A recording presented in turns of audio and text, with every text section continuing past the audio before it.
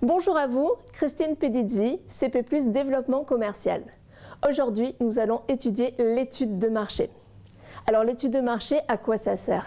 Eh bien, ça sert à analyser votre marché, à mettre en lumière les opportunités de ce marché, mais également à identifier les menaces potentielles de ce marché. Le marché est constitué de différents éléments et nous allons en analyser plusieurs.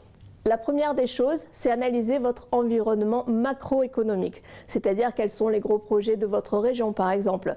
Vous trouvez beaucoup de renseignements en tapant panorama économique de votre région, également sur les sites des conseils régionaux ou des conseils départementaux.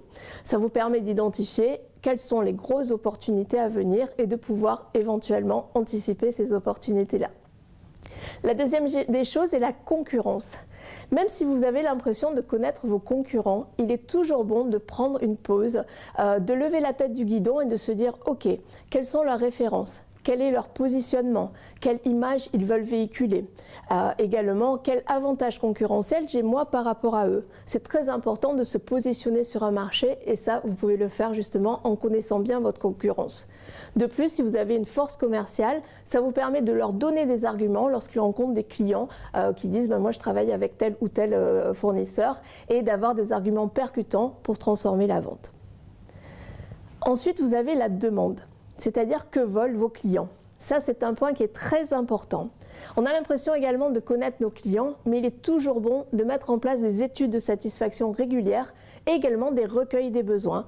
Vos clients vous connaissent peut-être pour une activité, mais ne vous connaissent pas forcément sur toutes vos activités. Et ça peut permettre de cette manière de faire connaître les autres activités et de détecter des besoins auxquels vous pouvez répondre. Pour les prospects, c'est pareil. Lancer un recueil des besoins, ça permet de sensibiliser en fait au futur service ou produit qui va arriver et ça permet également, pourquoi pas, d'avoir des promesses d'achat. Donc ça, c'est toujours intéressant pour la transformation de vos ventes après. Concernant les outils, en fait, vous pouvez mener ces études de satisfaction avec des outils soit gratuits, soit à moindre coût, comme Google Forms, par exemple, SurveyMonkey, on en a différents. Et pour les concurrents, vous avez également Google Alert. Il suffit de taper vos mots-clés et tous les jours sur votre mail, vous allez avoir tout ce qui concerne ces mots-clés-là.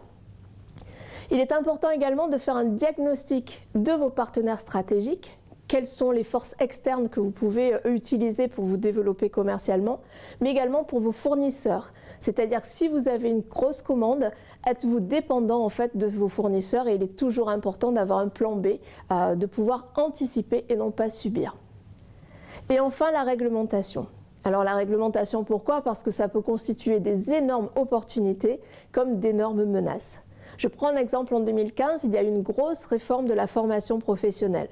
Les organismes de formation qui n'ont pas anticipé cette réforme ont souvent des difficultés aujourd'hui à vendre leur formation, tout simplement parce qu'elles ne sont plus réglementées en fonction de ce qui a été donné comme critère. Voilà. Une étude de marché, ça se fait quand? Ça peut se faire avant la création d'une entreprise, mais ça peut se faire aussi lorsqu'on voit que ses ventes commencent à chuter ou pour le lancement d'un nouveau produit, pour être sûr qu'à la fois que ce soit un bon positionnement par rapport à la concurrence ou que la demande est vraiment réelle et donc pour valider l'adéquation de la sortie de ce produit ou de ce service. À retenir, donc pour une étude de marché complète, il faut analyser l'environnement macroéconomique, la concurrence, la demande auprès de vos clients mais également auprès de vos prospects, les fournisseurs, les partenaires et bien entendu la réglementation. Merci.